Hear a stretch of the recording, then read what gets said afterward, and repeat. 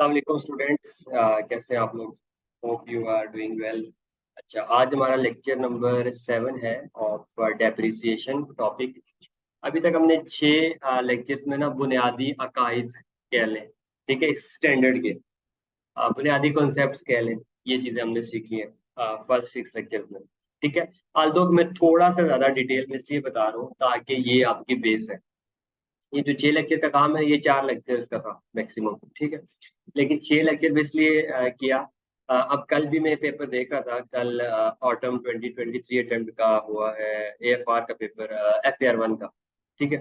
उसमें फिर दोबारा से तकरीबन 19 नंबर का सवाल आया है इसी टॉपिक में से, IAS 16 में से FAR 1 के अंदर। और पिछली टाइम में तकरीबन 20 से ऊपर नंबर का सवाल था। तो कहने का मतलब ये है कि ये एक बेसिक टॉपिक है जिसमें से आगे अगले सब्जेक्ट में सवाल आना ही आना है।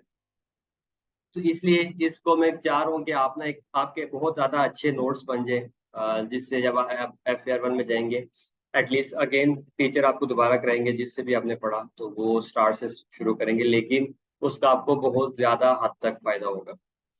ठीक है, आप CA में आपने मेहनत से नहीं घबराना कि यार एक्स्ट्रा चीज क्यों पढूं मैं, लिख के प्रैक्टिस क्यों करूं, क्योंकि PRC 4 है तो कंप्यूटर भी कर लूंगा, बस कुछ हो जाएगा MCQs, बस तुक्का लगा दूंगा। ऐसा नहीं करें, ठीक है। अभी से आपको अगर ये आसानियों या सुस्ती की आदत पड़ गई तो आगे CA इज फिर आपके लिए टफ बन जाएगा, ठीक है।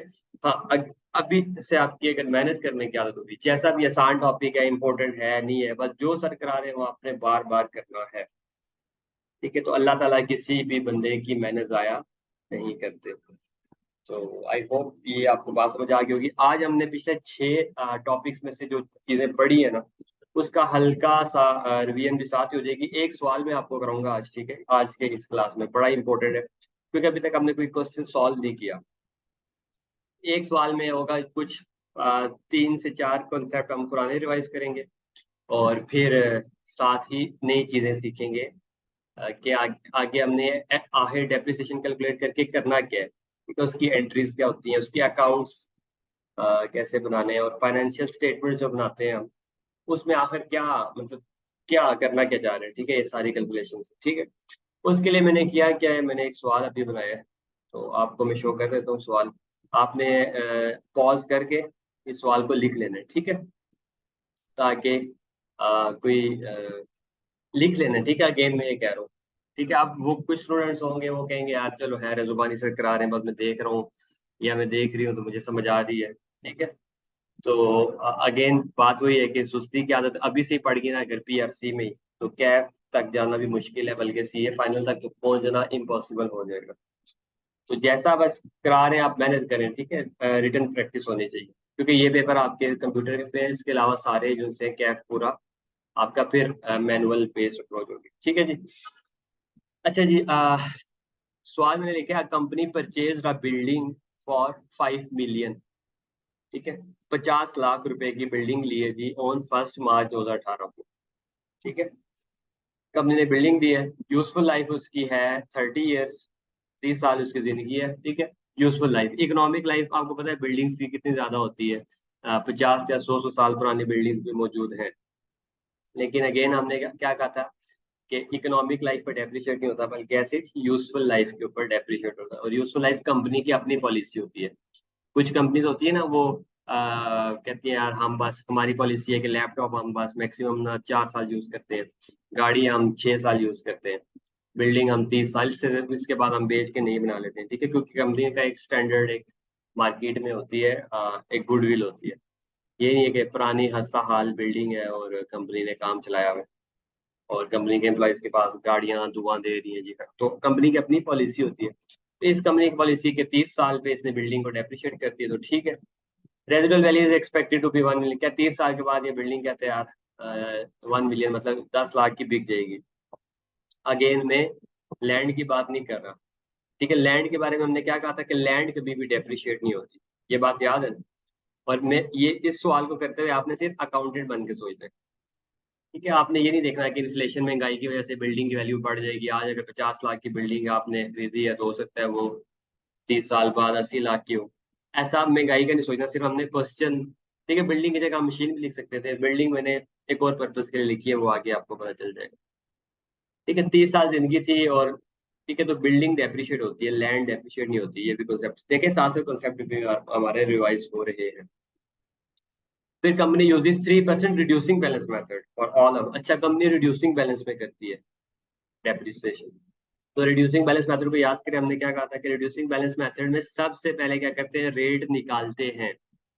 ठीक है, रेट निकालते हैं, और अगर रेट दिया हो तो बस जो दिया है वही यूज करते हैं, निकालते नहीं है। ठीक है, क्योंकि रेट बड़ा ज्यादा इंपॉर्टेंट है रिड्यूसिंग बैलेंस के ऊपर।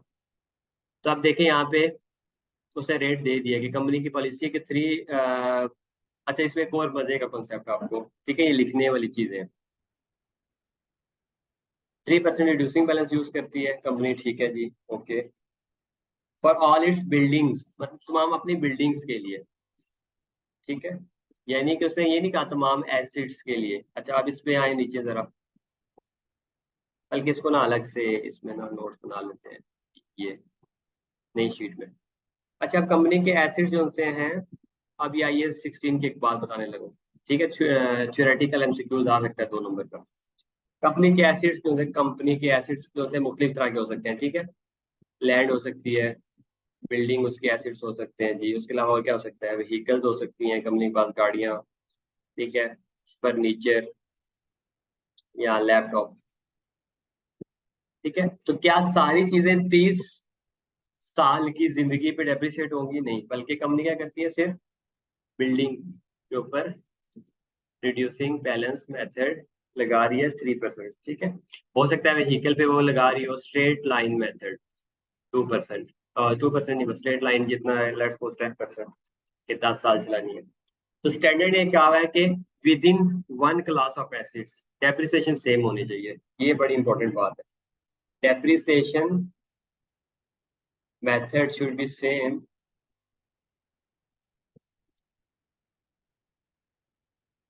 Same with in one class of acids, ये बड़ी इंपॉर्टेंट बात है।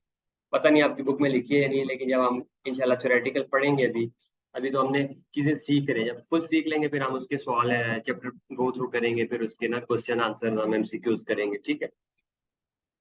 वन क्लास ऑफ एसिड्स यानी एक क्लास के अंदर डेप्रिसिएशन क्या होनी चाहिए, सेम होनी चाहिए। यानी कि अगर गाड़ियां हैं स्ट्रेट लाइन पे कर रही है तो सारी गाड़ियां स्ट्रेट लाइन पे, ठीक है। अगर बिल्डिंग रिड्यूसिंग बैलेंस पे कर रही है तो सारी बिल्डिंग्स, ठीक है, बेशक वो बिल्डिंग इस्लामाबाद में है, कराची में है, लाहौर में है, पेशावर में है, मुल्तान में है, जिधर भी है, सारी की सारी कंपनी की बिल्डिंग्स रिड्यूसिंग बैलेंस पर ही डेप्रिशिएट होंगी। ठीक है, मेथड जो सा डेप्रिसिएशन का मेथड, तरीका, वो सेम होना चाहिए। इसी तरह लैपटॉप अगर वो स्ट्रेट लाइन पे कर रहा है तो सारे लैपटॉप स्ट्रेट लाइन पे करेगा। ये नहीं है कि यार जो कराची में बिल्डिंग है ना वो स्ट्रेट लाइन पे कर दो, लाहौर वाली जो सी है वो रिड्यूसिंग बैलेंस पे कर दो, कोई और है तो वो कोई और मेथड पे, ऐसे नहीं होगा। With in one class of acid, ये ठीक है। और लैंड तो कभी नो डेप्रिसिएशन, ठीक है, लैंड तो कभी डेप्रिशिएट होती नहीं है, ये तो हमें बात पता है। तो बाकी सारे एसिड्स के लिए क्या क्या स्टैंडर्ड ने कि with in one class of acid depreciation should be, method should be same.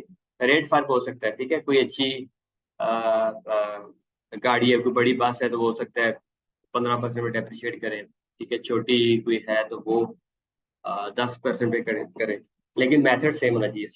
ठीक है, अगर एक गाड़ी स्ट्रेट लाइन पे तो सारी स्ट्रेट लाइन पे उस क्लास के अंदर। इसी तरह एक बिल्डिंग जो है वो रिड्यूसिंग बैलेंस पे तो सारी रिड्यूसिंग, ठीक है, with in one class of acid depreciation method should be same. ठीक है, तो ये बात आप लिख लीजिएगा। तो यहाँ पे हमारे सवाल में से क्या क्या बिल्डिंग की बात की है, तो company all of its building देखें, तो तमाम की तमाम बिल्डिंग्स पे कंपनी क्या करती है, 3% रिड्यूसिंग लगाती है, ओके। इन 2020 में, यानी ली कब थी मशीनरी 2000, बिल्डिंग 2018 में, यानी 18, 19, 20, तीसरे साल जाके कंपनी ने क्या किया, एक कैपिटल एक्सपेंडिचर किया, बड़ा खर्चा किया 5 लाख रुपए on it's building which increase its value, जिसने उसकी वैल्यू बढ़ा दी। ठीक है, तो हमने क्या कहा था बाद में, ये कौन सा है, सब्सिक्वेंट एक्सपेंडिचर, याद है। सब्सिक्वेंट एक्सपेंडिचर का हमने क्या कहा था, बाद में होने वाला खर्चा। तो हमने कहा था बाद में होने वाले खर्चे दो तरह के होते हैं, रेवेन्यू एक्सपेंडिचर और कैपिटल एक्सपेंडिचर। रेवेन्यू एक्सपेंडिचर वो होता है जो उसकी मेंटेनेंस के लिए जरूरी होता है, ठीक है, उसकी वैल्यू नहीं बढ़ाता, उसकी यूजफुल लाइफ नहीं बढ़ाता, उसकी एफिशिएंसी नहीं बढ़ाता।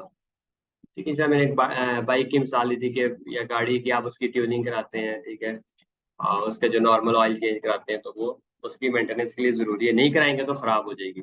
उसके मुकाबले में आप उसके ना कोई और उसमें बड़ा खर्चा करते हैं, ठीक है, कोई उसका इंजन नया डाल देते हैं या इस तरह का कैपिट जो जिससे ना उसकी वैल्यू या लाइफ बढ़ जाती है कि यार नया इंजन हुआ है गाड़ी का, नए टायर लगे। तो बहरहाल इन्होंने बिल्डिंग पे क्या किया, कुछ कुछ भी किया, पता नहीं किस तरह, लेकिन है उसने बता दिया कि कैपिटल एक्सपेंडिचर किया। तो कैपिटल एक्सपेंडिचर क्या होता है, बाद में होने वाला खर्चा जो उसकी वैल्यू या एफिशिएंसी या लाइफ। तो इसने क्या किया, हाँ इसकी वैल्यू बढ़ा दी है। यानी बिल्डिंग पे क्या होगा, कोई ऊपर एक नई मोमटी वगैरह बना ली होगी, कोई आ, कह लें वो जो होता है टैंकी पानी की बना दी होगी, मतलब कोई बड़ा खर्चा किया होगा जो नजर आ रहा है सही। तो ये सब्सिक्वेंट एक्सपेंडिचर है जी। तो हमने क्या कहा था, कैपिटल एक्सपेंडिचर क्या होता है, part of cost of asset, cost का हिस्सा बन जाता है कि यार हाँ इसने वैसे ही कंपनी की, तो ये हम वो करेंगे, ऐड करेंगे एसिड के अंदर। 2020 में किया तो 2020 में जाके ऐड करेंगे। Okay, further it also incurs 10,000 रुपया ऑन मंथली क्लीनिंग। कंपनी क्या करती है, हर महीने की जो सर्विस होती है ना, क्लीनिंग की, सफाई, बिल्डिंग की सफाई वगैरह कराती है, तो 10,000 रुपया हर महीने देती है सफाई का। तो ये क्या है, रेवेन्यू एक्सपेंडिचर है ना। तो रेवेन्यू एक्सपेंडिचर क्या होता है, एक्सपेंस बन जाता है, एसिड के अंदर नहीं, ठीक है। सफाई जो होती है बिल्डिंग की मेंटेनेंस में आ जाती है, उसके लिए जरूरी है, नहीं करेंगे तो बिल्डिंग खराब हो जाएगी, उससे कोई वैल्यू इंक्रीज नहीं होती बिल्डिंग की, ठीक है। अच्छा, उसने रिक्वायरमेंट क्या की है, पास जर्नल एंट्रीज, यानी वो ये समझ रहे हैं कि भाई आप जिनसे हैं वो अकाउंटेंट्स हैं, मतलब एंट्रियां शेंट्रियों का काम आप करते हैं, ठीक है। ये नहीं कि बैठ के आप कह रहे हैं बिल्डिंग इतने की है, कोई आप वैल्यूएशन नहीं कर रहे हैं ना, या प्रॉपर्टी डीलर नहीं है, बल्कि आप अकाउंटेंट है जो कि एंट्रीज पास करेंगे। तो 4 सालों की एंट्रीज उसने बताई है। ईयर एंड क्या है, ईयर एंड हम लिख लेते हैं, ईयर एंड इसका दिसंबर है, 31 दिसंबर, ठीक है। 4 सालों की एंट्रियां करनी है, एक काम। दूसरा उसने क्या है, 3 अकाउंट्स बना के दिखाओ मुझे, एक तो एसेट अकाउंट बना के दो, या एसेट को कह ले बिल्डिंग अकाउंट, ग्रॉस के ऊपर, ठीक है। ग्रॉस के ऊपर का कहने का मतलब ये है कि हमने क्या कहा था, दो तरह के मेथड है, एक नेट मेथड है और एक ग्रॉस मेथड। ग्रॉस में क्या होता है, एसिड का अकाउंट अलग बनता है और उसके नीचे एकुमुलेटेड डेप्रिसिएशन का अलग से बनता है। यानी 100 रुपए का एसिड है और आज तक उसकी 20 की डेप्रिसिएशन है, तो 100 - 20 80। और नेट पे अगर करें तो चले, ये दोनों मैं आपको करके दिखाऊंगा, अभी परेशान हो। बिल्डिंग अकाउंट बनाना है, फिर एकुमुलेटेड डेप्रिसिएशन बनानी है, और फिर डेप्रिसिएशन एक्सपेंस अकाउंट बनाना है। 3 अकाउंट्स बनाने हैं, ओके। फिर तीसरी रिक्वायरमेंट है जी, प्रेजेंटेशन बनानी है 2021 के लिए सिर्फ, कि 2021 में जो फाइनेंशियल स्टेटमेंट्स बनेंगी फाइनल, उसका नतीजा क्या होगा, उसमें क्या नजर आ रहा होगा और कैसा होगा, ठीक है। तो ये हमने काम करने हैं। तो सबसे पहले हम काम करते हैं जी, एंट्रीज बनाते हैं, ठीक है, जर्नल एंट्रीज।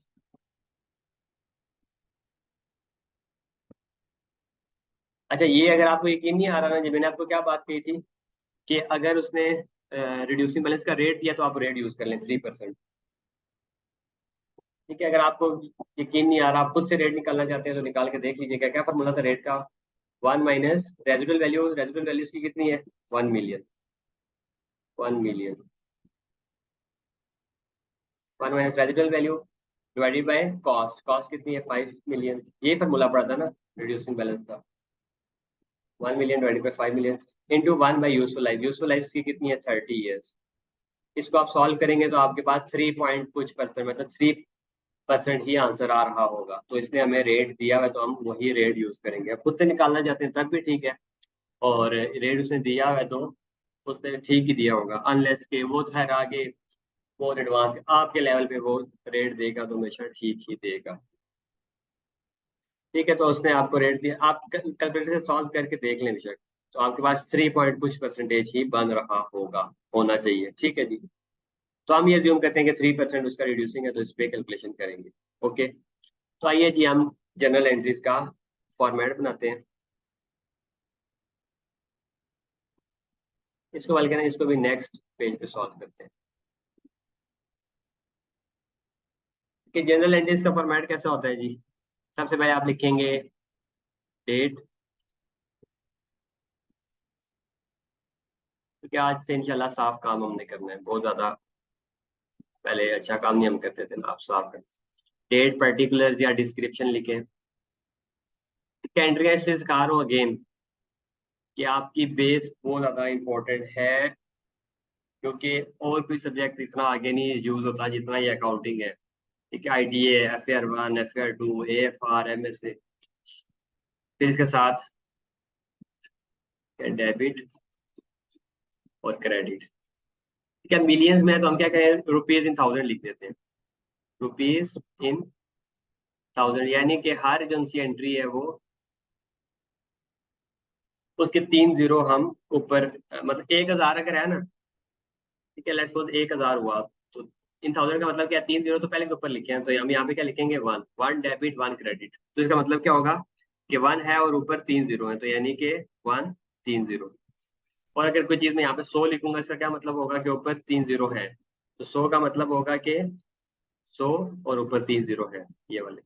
और अगर मैं यहाँ पे 1,000 लिखूंगा, इसका क्या मतलब होगा, 1,000 और ऊपर 3 जीरो पहले के मौजूद है, तो वो हर हर एंट्री के साथ लगेंगे वो 3 जीरो, तो 1 मिलियन। तो 1,000 का मतलब होगा क्या लिखा है, 1 मिलियन, क्यों, क्योंकि 3 जीरो ही है तो 3 जीरो ऊपर भी है। 100 का मतलब होगा 1,00,000, क्योंकि 2 जीरो ही है तो 3 ऊपर है। ठीक है, समझ आ गई बात।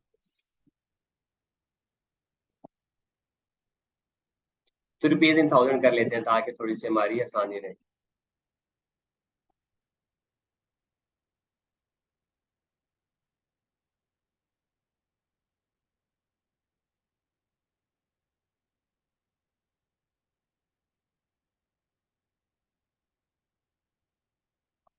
ठीक है जी, तो पहली एंट्री हम सबसे पहली एंट्री क्या कर सकते हैं, बताएं मुझे। पहले तो उसने एसिड खरीदा है ना भाई साहब ने। अच्छा, ये देखना है कौन से साल के लिए करनी है, तो उसने कहा 2018 की भी करो, ठीक है, 19 की भी करो, 20 की भी और 21, यानी 4 साल की करनी है, तो मतलब सारी एंट्रीज। तो 2018 में एंट्री क्या करनी है, एसिड उसने जब खरीदा है, तो खरीदने की एंट्री क्या होती है, पहले दिन खरीदा है ना, 1 मार्च को खरीदा है, 5 मिलियन का। तो डेट क्या आई मेरे पास, 1 मार्च 2018। तो एसिड खरीदना, खरीदने की क्या एंट्री होती है, एसिड डेबिट या बिल्डिंग एसिड डेबिट,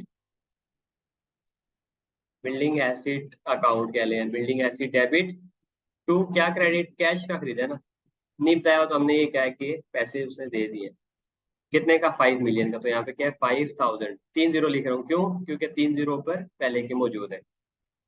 ऐसे डेबिट टू कैश क्रेडिट, अगर आप ऊपर ये 3 जीरो नहीं लिखते हैं, तो फिर आपको क्या लिखना पड़ेगा, पूरा यहाँ पे 5 मिलियन, 5 मिलियन। हम ये कह रहे हैं कि यार ऊपर 3 जीरो लिखे हैं, तो फिर दोबारा नहीं लिखने, वरना डुप्लीकेशन हो जाएगी, 6 जीरो बन जाएंगे। ठीक है, तो एसिड डेबिट और कैश, पैसे दे के एसिड हमने खरीद, बिल्डिंग खरीद ली, पैसे दिए और बिल्डिंग ले ली, तो बिल्डिंग डेबिट एसिड क्रेडिट, पहली एंट्री ये होगी 1 मार्च को। उसके बाद देखें क्या हुआ, कुछ हुआ, कुछ भी नहीं हुआ जी, बस बिल्डिंग लेके बस, ठीक है। हाँ, डेप्रिसिएशन की एंट्री होती है, तो डेप्रिसिएशन की एंट्री हम कब रिकॉर्ड करते हैं, ईयर एंड के ऊपर, जब साल खत्म हो जाता है ना, या जब भी हम फाइनेंशियल स्टेटमेंट बनाते हैं, ठीक है, जब भी बनाते हैं।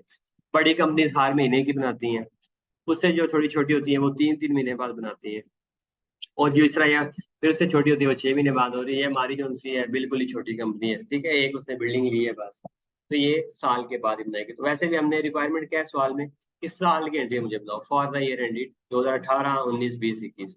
तो हम क्या करते हैं, साल के आखिरी दिन बैठ रहे होते हैं, और बैठ के हम अकाउंट्स बना रहे होते हैं, तो अकाउंट्स बना के हम कहते हैं अच्छा बिल्डिंग ली थी, अब कितनी डेप्रिशिएट होगी, उतनी डेप्रिशिएट कर दो, बाकी कर दो।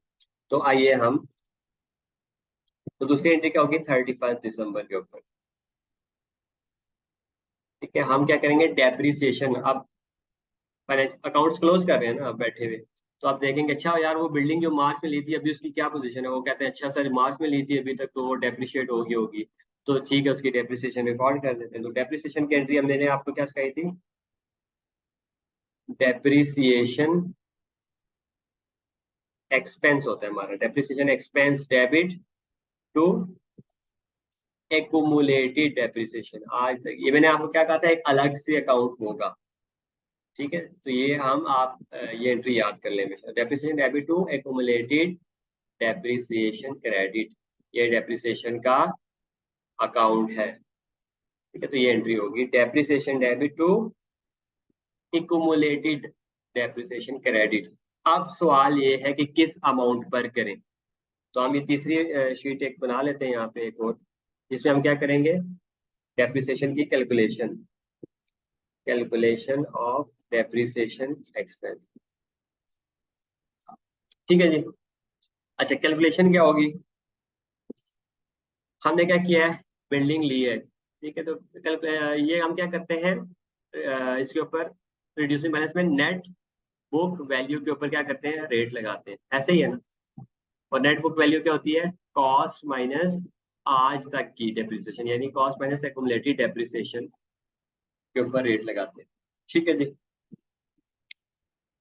अच्छा, तो कॉस्ट क्या है हमारे पास, बिल्डिंग अभी अभी हमने खरीदी है 2018 के एंड पे हम, ठीक है, तो कॉस्ट क्या है, 5 मिलियन की लिए ना, 50 लाख की। तो कॉस्ट कितनी है, 5 million cost minus accumulated depreciation, आज तक की डेप्रिसिएशन, ये तो भाई पहला ही साल है। ठीक है, अभी 2018 में एसेट लिया है मार्च में, और अभी हम दिसंबर में बैठे हुए हैं, 31 दिसंबर के ऊपर। और तो क्या आज तक की कोई डेप्रिसिएशन है, नहीं, ये तो हम पहली दफा निकाल रहे हैं, पहला साल क्लोज हो रहा है ना, पहला साल क्लोज हो रहा है, तो मतलब पहली दफा हम डेप्रिसिएशन निकाल रहे हैं। तो कॉस्ट माइनस एक्यूमुलेटेड डेप्रिसिएशन कितनी है, एक्यूमुलेटेड डेप्रिसिएशन 0, अभी तक कोई नहीं है ना। नेट बुक वैल्यू बन गई है, नेट बुक वैल्यू पे क्या करना है, रेट, रेट कितना है जी, 3% वो यूज करते हैं। इनटू टाइम फैक्टर, क्या ये एसिड पूरा साल इस्तेमाल हुआ है, नहीं, बल्कि आया कब है, मार्च में आया, तो यानी जनवरी और फरवरी 2 महीने इस्तेमाल नहीं हुआ। तो 12 में से, 12 महीने का साल होता है ना, तो 12 में से अगर 2 महीने इस्तेमाल नहीं हुआ तो कितने महीने इस्तेमाल हुआ, 10 महीने, तो मल्टीप्लाई टाइम फैक्टर क्या होगा, 10/12। ठीक है, ये बड़ी इंपॉर्टेंट बात है, ये अगर आप गलत करेंगे तो आगे सारा जवाब गलत हो जाएगा। Net book value multiply rate into time factor. अगर फर्स्ट साल के पहले दिन खरीद लेता तो टाइम फैक्टर ना लगाते, पूरे 12 महीने चला, तो 12 डिवाइडेड बाई 12 क्या होता है, 1 ही होता है, तो मल्टीप्लाई कुछ भी ना करें तब भी बात ठीक है। लेकिन ये मार्च में आया तो 2 महीने इस्तेमाल नहीं हुआ, तो बाकी 10 महीने हुआ है, तो 10/12। तो करें जरा इसको सॉल्व, कैलकुलेटर निकाल लें, 5 मिलियन मल्टीप्लाई 3% मल्टीप्लाई बाय 10/12, तो 1,25,000 रुपए इसकी डेप्रिसिएशन आ गई।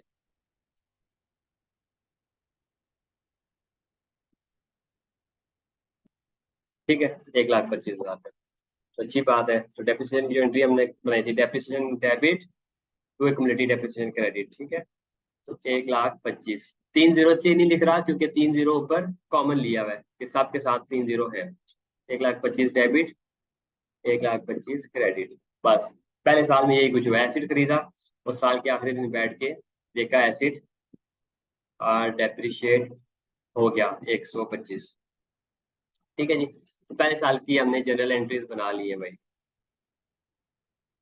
यहाँ तक किसी को कोई मसला, 2018 हमारा खत्म। अब चले साथ साथ करते हैं सवाल। दूसरा ये है कि उसने क्या कहा, अकाउंट बनाओ, अकाउंट यहाँ पे बनाते हैं, ठीक है, पहला साल क्लोज करेंगे तो फिर दूसरे साल पे जाएंगे, ठीक है, ये बात याद रखनी है। तो हम अकाउंट बना लेते हैं, 3 अकाउंट से मांगे, कौन कौन से मांगे हैं,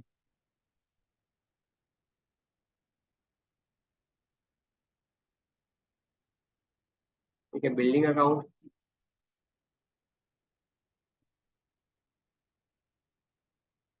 ठीक है, इसके साथ एक लफ्ज क्या इजाफा करना है, ठीक है, एट कॉस्ट, ठीक है, या ग्रॉस लिख देते हैं, ग्रॉस। बिल्डिंग अकाउंट, दूसरा से क्या क्या है, कुमुलेटिव डेप्रिसिएशन का बनाओ, एक्यूमुलेटेड, आपने पूरा लिखना है, ACCUMULATED, और डेप्रिसिएशन, एक्यूमुलेटेड डेप्रिसिएशन अकाउंट। ये मैंने आपको क्या कहा था, कॉन्ट्रा एसिड है, एसिड के मुखालिफ है, तो एसिड डेबिट होता है तो ये क्रेडिट होता है, ठीक है, कॉन्ट्रा एसिड है। यार एक तो आ, लाइनें नहीं सही लिख लगती ना मुझसे।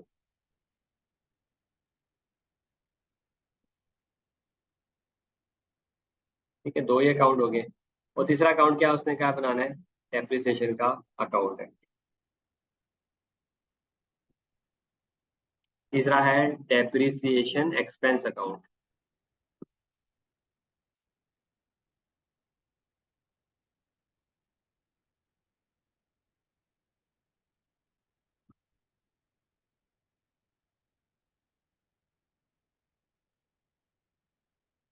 ठीक है, और सब में हम क्या लिखते हैं, कॉमन लिखते हैं रुपीज इन 000, ठीक है, क्योंकि हम 30 में ले रहे हैं।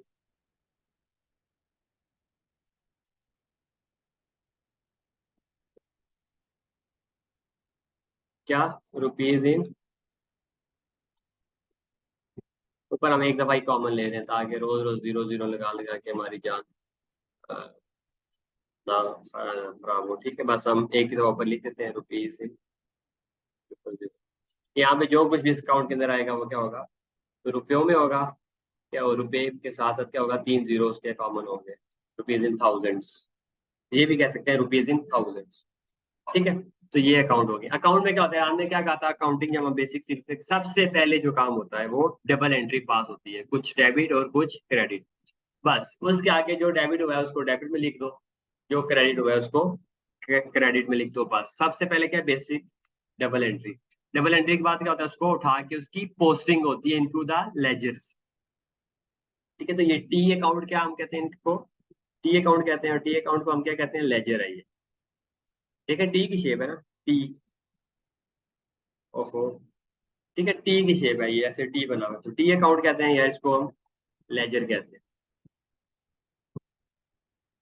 सबसे पहले क्या होती है, जेई, जेई मतलब जर्नल एंट्री पास होती है। उसके बाद उसकी क्या होती है, पोस्टिंग, टी अकाउंट्स। ठीक है, ये बल्कि आपको मैं अलग से पेज पे समझाऊंगा। ठीक है, ये पहले 3 चैप्टर जिस बच्चे ने असल में मैंने 3 चैप्टर की ना अभी रिकॉर्डिंग की नहीं है, तो खैर आपके लिए एक खसूसी।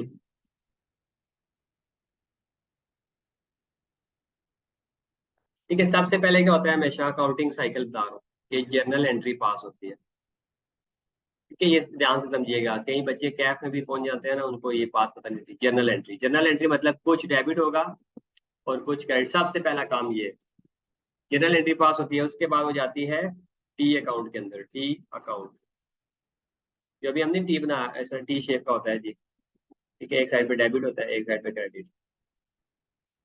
ठीक है, तो टी अकाउंट को हम क्या कहते हैं, जर्नल लेजर भी कहते हैं, जर्नल, जर्नल लेजर। इसको हम क्या कहते हैं, जर्नल जर्नल। जर्नल एंट्री को हम जनरल जर्नल भी कहते हैं। ठीक है, सबसे पहले जनरल एंट्री पास होती है, फिर वो टी अकाउंट में बन जाती है, लेजर बनता है। ठीक है, ये लेजर है, टी अकाउंट। लेजर के बाद यहाँ पे इसका जो भी होता है ये यहाँ से फिर क्या जाता है, ट्रायल बैलेंस में जाता है। ठीक है, ट्रायल बैलेंस के बाद वो चीज फिर ट्रायल बैलेंस से बनती है फाइनेंशियल स्टेटमेंट्स, एफएस। ठीक है, हमारे सिलेबस में क्या है, statement of comprehensive income plus statement of financial position, दो ही है। तो अभी हमने क्या किया, जनरल एंट्री पास की, अभी हम इसको यहाँ पे पोस्ट कर देंगे इनटू टी अकाउंट। ये पोस्ट करने के बाद फिर हम अगले मराहल की तरफ जाएंगे। तो हमने जनरल एंट्री क्या पास की है, पहली एंट्री की है एसिड डेबिट कैश क्रेडिट। ठीक है, तो 5,000 से, तो बिल्डिंग एसिड यहाँ पे क्या हुआ, 5,000 से क्या हुआ डेबिट, वजह क्या है, कैश। कब हुई है, 1 मार्च 2018 को डेट। ठीक है, तो बिल्डिंग अकाउंट क्या हुआ, ये इसकी ना डेबिट साइड होती है हमेशा, ये जो साइड होती है ना, ये वाली, ये डेबिट होती है, ये साइड हमेशा क्रेडिट होती है सारे अकाउंट्स की, ये इधर डेबिट है और दूसरी साइड क्रेडिट होगी। ठीक है, ये आप समझदार है। तो बिल्डिंग डेबिट कैश क्रेडिट, क्या हम कैश का अकाउंट बना रहे हैं, नहीं, उसमें सवाल में मांगे ये तो क्यों बनाए, तो बस कैश अकाउंट में, कैश में जाके खुद क्रेडिट हो गया होगा। ठीक है, कैश अकाउंट में कैश क्रेडिट हो गया होगा बस। तो हमने क्या करना है, बिल्डिंग डेबिट कैश क्रेडिट। तो ये एंट्री हमने पोस्ट कर दी क्या। ठीक है, जो पोस्ट कर देना उसके ऊपर हम क्या लिखें, यहाँ पे ऐसे लाइन लगा, बल्कि लाइन ना लगाए यार आप लोग अभी, आप क्या करें, इसको लिख बस यहाँ पे टिक कर दें, ये एंट्री पोस्ट, बिल्डिंग होगी डेबिट कैश, कैश अकाउंट में जाके क्रेडिट हो गया होगा, कैश अकाउंट बना नहीं रहे तो हमें जरूरत भी नहीं रही। तो एक एंट्री हमने पोस्ट कर दी। दूसरी एंट्री क्या हुई है, depreciation expense debit to accumulated depreciation credit, तो आए पोस्ट कर दे डेप्रिसिएशन एक्सपेंस डेबिट। एक्सपेंस किधर है ये, डेबिट कितना से हुआ है, 125 से। ठीक है, इसको ब्लैक से लिखते हैं, एक डेप्रिसिएशन एक्सपेंस डेबिट, वजह क्या है, एक्यूमुलेटेड डेप्रिसिएशन। और कब ये एंट्री हो रही है? साल के आखिरी दिन होती है, जब भी आप अकाउंट बना रहे होते हैं ना, 31 दिसंबर 2018 को कि डेप्रिसिएशन एक्सपेंस डेबिट हुआ। ठीक है, डेप्रिसिएशन की डेबिट साइड है। 125,000 है, 3 जीरो पर लिखे हैं, इसलिए मैं नीचे नहीं लिख रहा। 125,000, तो 125 का मतलब क्या है? 125 और ऊपर 3 जीरो, 125,000, 125,000, 1,25,000। ठीक है, तो डेप्रिसिएशन डेबिट टू क्रेडिट क्या करना है? एक्यूमुलेटेड डेप्रिसिएशन को क्रेडिट करना है। कितने से? 125 से। वजह क्या है जी? Depreciation expense. और ये एंट्री कब हो रही है? वही 31 दिसंबर 2018 को। ठीक है जी, 31 दिसंबर 2018 को एंट्री हो रही है। तो ये वाली एंट्री भी हमने क्या किया? पोस्ट कर दी है। Depreciation debit to accumulated depreciation credit कर दिया। ठीक है, कर दिया। बस दोनों इस साल में कोई और एंट्री है नहीं, 2 ही एंट्री है, तो दोनों हमने पोस्ट कर दिए। तो अब क्या हुआ? साल खत्म। तो साल जब खत्म होता है, सारी एंट्रियां पोस्ट कर दी। 2 ही हुई थी, एक एसेट खरीदने की और एक डेप्रिसिएशन की। कर दी, कर दी। बस अब अकाउंट्स क्लोज करने का समय आ गया। अब आपने क्या करना है? अकाउंट्स को क्लोज करना। तो क्लोज क्या होता है? नीचे यहाँ पे डबल लाइन लगाते हैं दोनों साइडों पे। ठीक है, और जो देखते हैं क्या होता है, 5,000 यहाँ पे है, और इस साइड जो बड़ी अमाउंट जिस साइड में होती है ना, वो दोनों साइडों में लिख देते हैं। इस साइड 5,000, इधर क्या है? 0, तो मतलब 5,000 बड़ी है, तो 5,000 यहाँ पे लिखा और 5,000 यहाँ पे लिखा। ठीक है, फिर देखते हैं बैलेंस किस साइड पे आ रहा है। तो एसिड का बैलेंस हमेशा क्रेडिट साइड पर होता है, नेचर उसकी डेबिट होती है। ठीक है, दोबारा रिपीट करो। एसिड का, और एक्सपेंस को छोड़े, वो आपको बता दो। एसिड का बैलेंसिंग फिगर हमेशा क्रेडिट साइड पर आएगा, लेकिन नेचर उसकी डेबिट होगी। इसी तरह कैपिटल और लायबिलिटीज, ठीक है, कैपिटल और लायबिलिटीज का क्लोजिंग बैलेंस हमेशा डेबिट साइड पर आएगा, लेकिन नेचर उसकी क्रेडिट होगी। ठीक है, और इनकम और एक्सपेंस, ये दो ऐसे अकाउंट है जिनका ना ओपनिंग होगा ना क्लोजिंग, यानी इनका ओपनिंग क्लोजिंग नहीं होता, क्योंकि ये फॉर द ईयर होते हैं। तो ये बात अभी मैं आपको प्रूफ करके दिखाऊंगा, परेशान नहीं होना। तो बिल्डिंग क्या है? हमारा एसिड अकाउंट है। ओके, तो एसिड का बैलेंस किस साइड में है? 5,000, तो इधर भी 5,000। ये क्या हो जाएगा? Carry down balance, carry down. ठीक है, 31 दिसंबर 2018 वाले दिन कैरी डाउन। तो इसको हम अगले साल का क्या कर देंगे? ओपनिंग। तो 1 जनवरी 2019 को सुबह, ठीक है, ये उसकी रात का, तो ये क्या हो जाएगा? Brought down. यानी ये, तो आपने ब्रॉड डाउन किया, यानी पिछले साल के क्लोजिंग था, इस साल आपने उठा के उसको ओपनिंग। लेकिन ये को क्या आता है हमेशा? Balancing figure. इस साइड 5 आते थे, कुछ नहीं था, तो इधर भी हमने 5 लिखा कि हाँ ये बैलेंस हो गया। ठीक है, क्योंकि दोनों साइडें क्या होंगी? बराबर होंगी। ठीक है, ये आल्दो हमने अकाउंटिंग हमने बेसिक पढ़ी होगी, लेकिन फिर एक सवाल में रिपीट करूं ताकि आपको समझ आ जाए कि क्या हो रहा है। उसके बाद इंशाल्लाह हम थोड़ी सी स्पीड पकड़ेंगे। ठीक है, इस अकाउंट को हमने नीचे ले आया, यहाँ पे ब्रॉड डाउन हो गया। ठीक है, पिछले साल का क्लोजिंग इस साल का ओपनिंग बन गया। क्यों बना? क्योंकि एसिड का ओपनिंग भी होता है, क्लोजिंग भी होता है। पिछले साल का क्लोजिंग था, इस साल का ओपनिंग बन। ये क्या है? इसकी एक्यूमुलेटेड डेप्रिसिएशन का अकाउंट। ये मैंने क्या कहा था? ये भी एसिड का ऑपोजिट है, कॉन्ट्रा एसिड है, एसिड का मुखालिफ है। तो ये भी क्लोज होगा, इसका भी ओपनिंग क्लोजिंग होता है। एसिड का होता है तो उसके मुखालिफ का भी होता है। ठीक है, इसका पहले क्लोजिंग की साइड पे आएगा, इस साइड कैरिड डाउन। कितना? 1,25। ये 3 जीरो में क्यों लिख रहा हूँ? बाई मिस्टेक लिख रहा हूँ। ठीक है, क्योंकि ऊपर 3 जीरो हमने लिखे हुए ना, तो ये देखिए, ये गलती अगर मैं कर रहा हूँ तो इसका मतलब आप भी ये गलती करेंगे। तो ये ध्यान से, ठीक है, एग्जामिनर का सवाल आदमी वो से पढ़ लेना है कि यार वो रुपीज इन थाउजेंड बता रहा है, मिलियन बता रहा है, 100 बता रहा है, क्या बता रहा है। ठीक है, तो 1,25 यहाँ पे है, तो 1,25। अब ये एसिड का ऑपोजिट है। एसिड का क्लोजिंग क्रेडिट साइड पर था, लेकिन नेचर डेबिट थी। तो एसिड के ऑपोजिट जो भी अकाउंट है, लाइबिलिटी या कॉन्ट्रा एसिड या जो भी, उसका क्लोजिंग डेबिट साइड पे होगा, लेकिन नेचर क्रेडिट होगी। तो इसका क्लोजिंग क्या है? डेबिट साइड पे। तो 31 दिसंबर वाले दिन रात को हमने 2018 की देखा गया, आज का क्लोजिंग 1,25 है, 1,25 है। अगले दिन ये सुबह जाके ओपनिंग बने, ठीक है। ओपनिंग हमेशा डायगोनल में बनता है, क्रॉस में, इस साइड हो तो इस साइड ओपनिंग जाता है, इस साइड हो तो इस साइड जाता है। तो क्या आया जी, 1 जनवरी 2019 को सुबह सुबह हमने कहा यार इस अकाउंट में कितना बैलेंस पड़ा है, ब्रॉड डाउन, तो उसने कहा 125, कल रात को था तो सुबह सुबह भी 125 ही होगा, ठीक है। ये अकाउंट भी हमारा क्लोज हो गया। अब आते हैं डेप्रिसिएशन एक्सपेंस के ऊपर।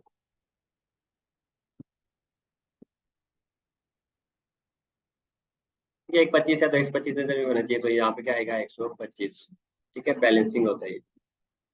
लेकिन डेप्रिसिएशन क्या है, एक्सपेंस का अकाउंट है, और मैंने आपको क्या कहा था, इनकम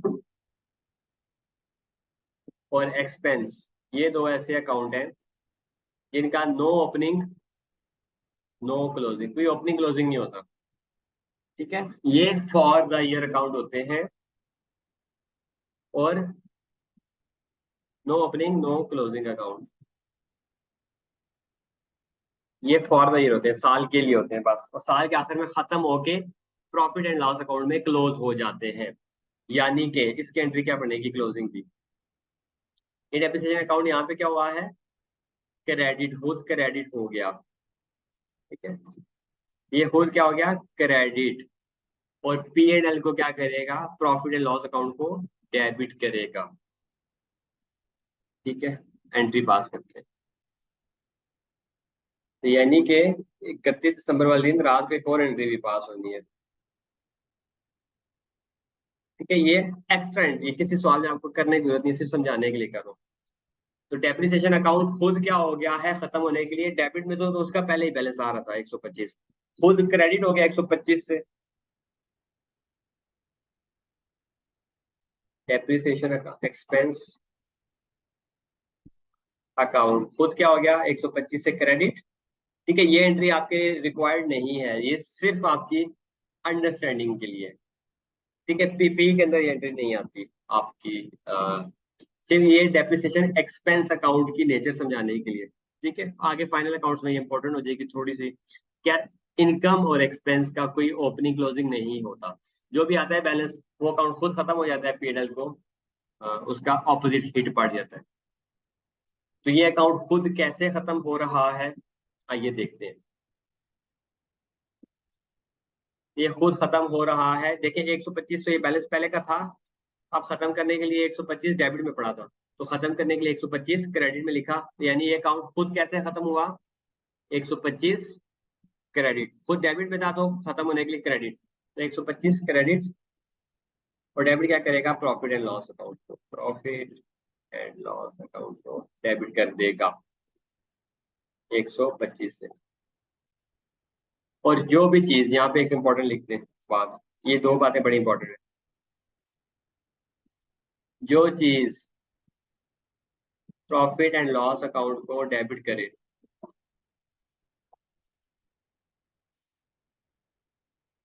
ठीक है, वो प्रॉफिट को कम करती है, ठीक है। ये एमसीक्यूज में देखिएगा, इस तरह का कोई सवाल आएगा हमारे पास। डेप्रिसिएशन खुद क्रेडिट होगी, प्रॉफिट को पीएनएल एक्सपेंस को डेबिट करके, तो जो चीज पीएनएल को डेबिट करे वो प्रॉफिट को कम करती है, और जो चीज पीएनएल को क्रेडिट करे वो क्या करेगी, वो इनकम को बढ़ाती है या प्रॉफिट को बढ़ाती है, वो ज्यादा करती है, ठीक है। तो अभी डेप्रिसिएशन ने क्या किया, इसलिए हमने क्या कहते हैं, डेप्रिसिएशन एक्सपेंस है, क्योंकि जब ये अकाउंट क्लोज होगा तो डेप्रिसिएशन क्रेडिट हो जाएगी और पीएनएल को डेबिट करेगी, तो जो भी चीज पीएनएल को डेबिट करेगी मतलब वो प्रॉफिट को कम कर देगी। तो एक्सपेंस ये होता है ना, बेसिकली प्रॉफिट को क्या चीज कम करती है, आपके एक्सपेंसेस ही कम करते हैं ना, ठीक है।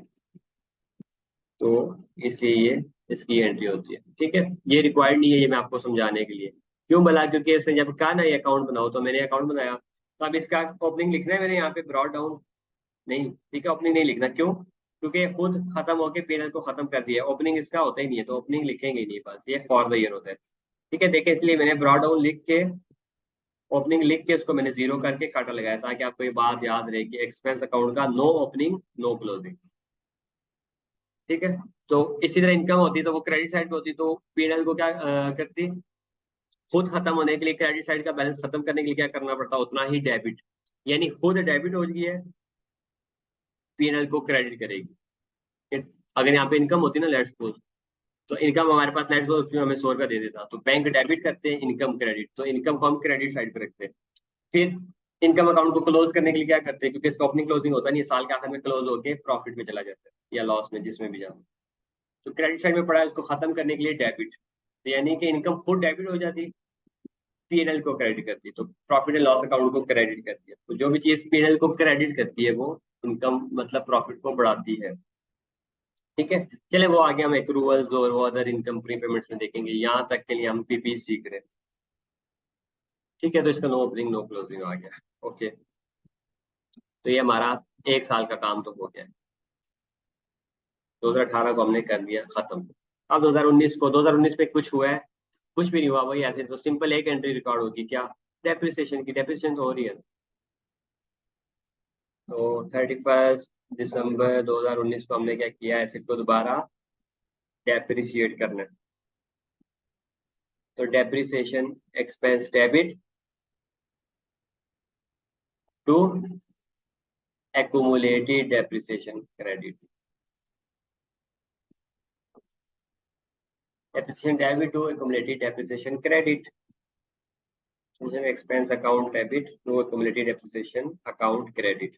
ओके, अब दूसरे साल की डेप्रिसिएशन निकालनी है, तो निकालें जरा, कैसे निकालेंगे? 31 दिसंबर 2019, ये एक बात याद रखनी, जब रिड्यूसिंग बैलेंस मेथड होगा, जब रिड्यूसिंग बैलेंस मेथड होगा तो रेट लगेगा, और रेट किस पे लगेगा? नेट बुक वैल्यू पे। नेट बुक वैल्यू क्या होती है? कॉस्ट माइनस आज तक की डेप्रिसिएशन। तो कॉस्ट कितनी है? वही है, कॉस्ट वही है जो पहले दिन थी, माइनस एक्यूमुलेटेड डेप्रिसिएशन, आज तक की डेप्रिसिएशन। तो पिछले साल तो आज तक की नहीं थी जब हम कर रहे थे, इस साल आज तक की कोई डेप्रिसिएशन हुई है? हाँ, अभी हम 2019 में बैठे हैं, तो 2018 की डेप्रिसिएशन हुई है भाई।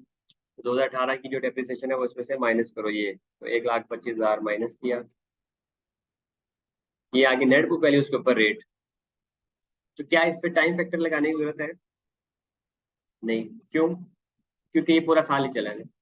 पहली दफा मैंने कहा था, आपने पहली दफा या आखिरी दफा वो है आपको, तो बंदे को पता लगाना चाहिए कि कितना अर्सा चला है। तो ये तो आ,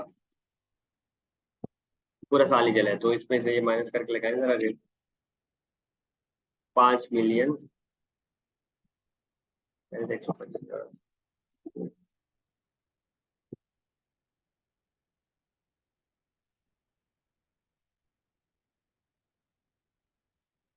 146,250।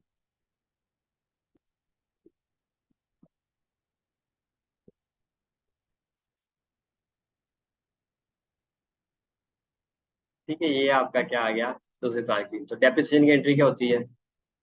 Depreciation debit to accumulated depreciation credit, तो 146,250, 146।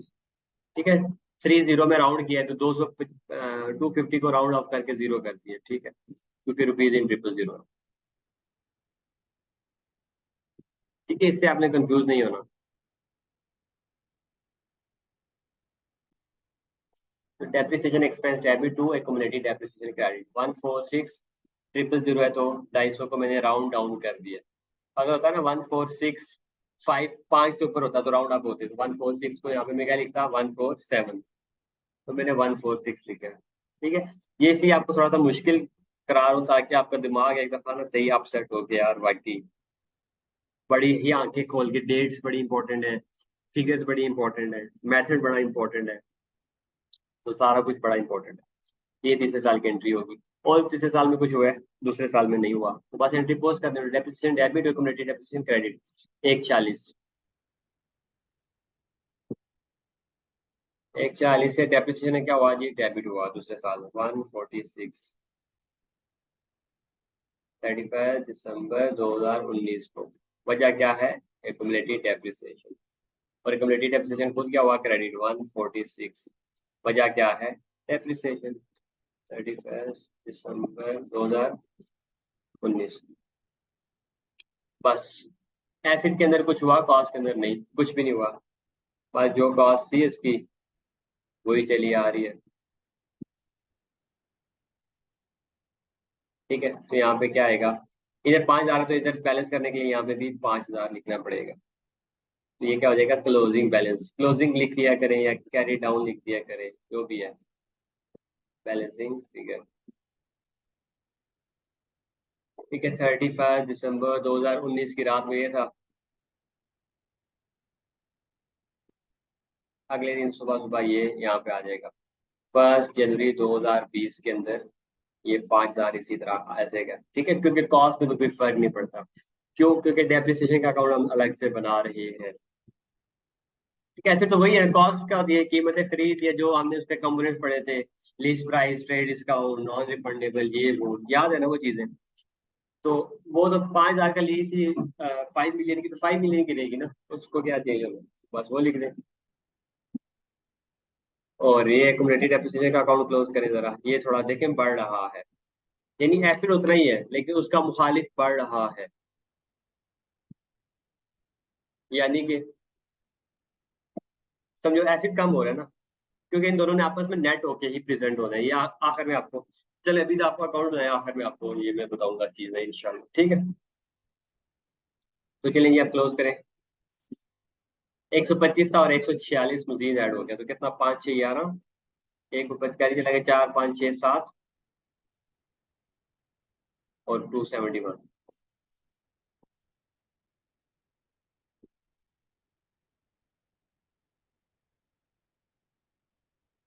इस साइड पे 271 है, इस साइड पे क्या है, जीरो, तो यहाँ पे क्या लिखना पड़ेगा, 271, तो बैलेंस हो गया, तो ये क्या आ जाएगा, carry down, closing balance, closing balance.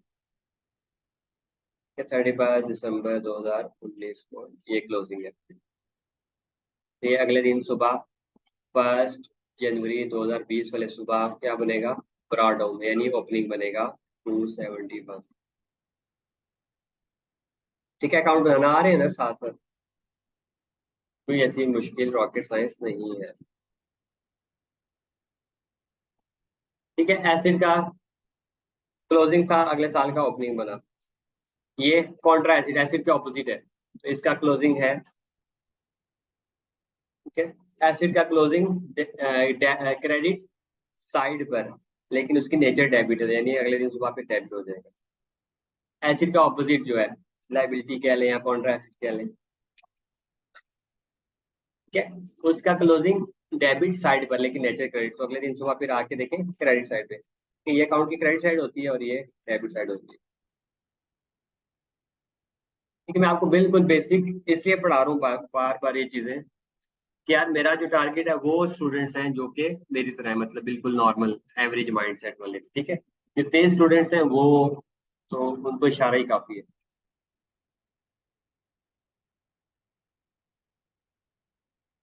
और ये जो सा है, क्या इसका ओपनिंग क्लोजिंग होगा, नहीं, क्यों, क्योंकि ये एक्सपेंस या इनकम अकाउंट है। ठीक है, इनकम तो नहीं है, इनकम और एक्सपेंस दोनों का ओपनिंग क्लोजिंग नहीं होता, तो ये इनकम है नहीं, ये तो एक्सपेंस अकाउंट है, तो एक्सपेंस का भी नहीं होता, इनकम का नहीं होता तो एक्सपेंस का भी नहीं होता। तो 140, तो यहाँ पे 140 एक इसमें चला जाएगा, प्रॉफिट एंड लॉस में बस। ठीक है, ये खत्म हो जाएगा, इसका कोई देखिए ओपनिंग भी नहीं है और क्लोजिंग भी नहीं है, तो ये आपने सीधी लिखना भी नहीं है बस। ठीक है, लिख के इसलिए काट रहा हूँ ताकि आपको दिमाग में ये बात कटिंग हो जाए कि यार इसका ओपनिंग क्लोजिंग लिखना ही नहीं है, बस जितना है 140 खत्म, तो इसकी एक एंट्री होगी। खुद देखें करेगा क्या हुआ, ये अकाउंट क्रेडिट हुआ, खुद क्या हुआ, क्रेडिट, तो पी एंड एल को क्या करेगा, डेबिट। जो भी चीज पी एंड एल को डेबिट करती है वो प्रॉफिट को कम करती है, यानी कि डेप्रिसिएशन की वजह से हमारा प्रॉफिट कम होता है। क्यों, क्योंकि डेप्रिसिएशन हमारा एक्सपेंस है, डेप्रिसिएशन इज अवर एक्सपेंस, ये बात हमने पहले लिखी थी, आज प्रूव भी कर ली है। ठीक है जी, दो 2 साल हमारे इख्तिताम हो गए, 2 साल की हमने एंट्रियां कर ली और तीसरे साल का आगाज हो गया। अब तीसरे साल का आगाज हुआ 2020 में, क्या हुआ जी, सवाल पढ़ते हैं, कुछ इन्फॉर्मेशन है। ठीक है, इन 2020 को कहें इन 1 जनवरी 2000, इन 2020 के पहले दिन क्या हुआ, कंपनी ने एक बड़ा खर्चा कर दिया, ऊपर ना एक टैंकी बना दी, बिल्डिंग की वैल्यू बढ़ गई, कितने से 5 लाख रुपया खर्चा किया। तो हमने क्या कहा था, जो बड़ा खर्चा होता है सब्सिक्वेंट एक्सपेंडिचर, बाद में होने वाला खर्चा, तो जो बड़ा होता है खर्चा वो कॉस्ट के अंदर ऐड होता है, यानी 5 लाख रुपए एसिड की कॉस्ट का हिस्सा बनेगा। ओके, तो मजे की बात है पहले दिन ही बनेगा, तो बस ठीक है, एंट्री करते हैं। हमने क्या किया भाई, 1 जनवरी 2020 को ना खर्चा कर दिया एसिड की कॉस्ट, तो अब क्या होगा, एसिड या बिल्डिंग, एसिड लिखेंगे तो आप पता नहीं हमें, हमने क्या कहा, कंपनी के पास मुख्तलिफ तरह के एसिड होते हैं, फर्नीचर, गाड़ियां, फलाना ढिमकाना जो भी है। तो हमने क्या किया, बिल्डिंग एसिड अकाउंट डेबिट कितने से, 5 लाख से, तो 500 लिखूंगा, क्यों, क्योंकि 3 जीरो ऊपर कॉमन है, और पैसे खर्चा कर दिया तो कैश क्रेडिट कर दिया। ठीक है, पहली एंट्री तो ये होगी 5 दिसंबर को। और कुछ हुआ नहीं, कुछ भी ना होता है, एसिड की एक एंट्री तो होती है, कौन सी, डेप्रिसिएशन की, क्योंकि साल जब क्लोज होता है 31 दिसंबर 2020 आता है, तो हमें एसिड को डेप्रिशिएट करके क्लोज करना है। कि पूरे साल में क्या हुआ, ऐसा जी कुछ नहीं हुआ, सिर्फ एसिड डेप्रिशिएट हुआ है, बस इतनी वैल्यू में कमी आई। लेकिन इस साल में एक इजाफी काम क्या हुआ है, पिछले साल क्या हुआ था 2019 में देखें, सिर्फ एक एंट्री हुई है, डेप्रिसिएशन टू एक्यूमुलेटेड डेप्रिसिएशन। 2020 में क्या हुआ है, एक तो एसिड की कॉस्ट पड़ी है तो एसिड डेबिट कैश क्रेडिट, दूसरा ये है कि वही डेप्रिसिएशन होनी है, क्योंकि एसिड डेप्रिशिएट होता है, वह वक्त के साथ साथ अपनी वैल्यू खो देता है, कम होती जाती है। Depreciation expense debit, debit to accumulated depreciation account credit. अब सवाल ये है कि क्या इसकी डेप्रिसिएशन की वैल्यू होगी, इस पे 1 मिनट सोचे जरा, आप कैसे डेप्रिसिएशन निकालेंगे, सोच लिया आपने। अब हमने डेप्रिशिएट करना है किसको भला, अब दो चीजें आ गई हैं, एक तो वो बिल्डिंग खुद जो है, ठीक है, जो भी इसकी 5 मिलियन की ली थी वो खुद डेप्रिशिएट हो रही है, एक बात। दूसरा मसला यह है कि उसमें कुछ 5 लाख का इजाफी चीजें आ गई, ऐड हो गई हैं, वो भी डेप्रिशिएट हो गया। ठीक है, सही है, तो अब आपने करना क्या है, सबसे पहले तो हम एसिड की एंट्री पोस्ट करते हैं ना, ये जो एसिड लिया है 5, और ये, ठीक है। अब आपको एक दो छोटी सी बेसिक स्किल्स पता चलेंगे। बिल्डिंग डेबिट कैश क्रेडिट, तो बिल्डिंग को डेबिट करो 500 से,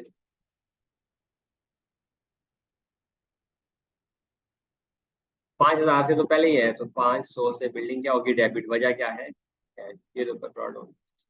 कब हुआ जी, 1 जनवरी 2020 को ही कब हुआ, building debit cash credit, cash उनसा वो अकाउंट में क्रेडिट हो गया होगा, हमने यहाँ पे बिल्डिंग करनी, और कुछ हुआ है साल के दौरान नहीं, तो इस अकाउंट को क्लोज करें, तो अब क्या होगा, 5500, तो यहाँ पे भी क्या करना है आपने, 5500, ठीक है, जो बड़ी साइड है वो उसको उठा के दूसरी साइड पे लिख देना है। अब बैलेंसिंग फिगर क्या आएगी, यहाँ पे 5500 है, यहाँ पे कितना है, अभी तक 0 है, तो 0 को बैलेंस करने के लिए यहाँ पे भी 5500 लिखना पड़ेगा, ये क्या आएगा, carry down closing balancing figure.